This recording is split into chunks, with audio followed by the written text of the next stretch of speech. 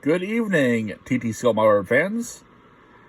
This here is my latest out shopping project.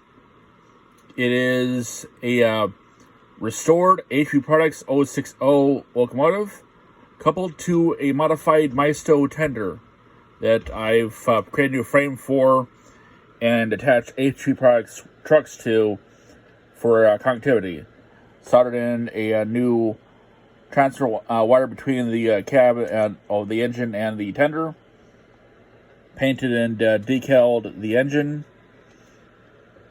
And added a KD 705 coupler on the tender.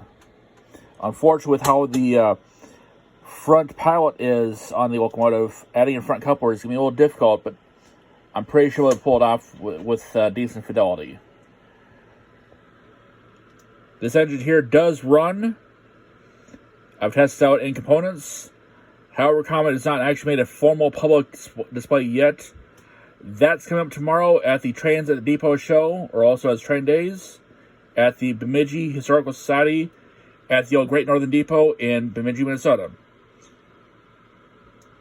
Thank you, and have a nice night. Bye.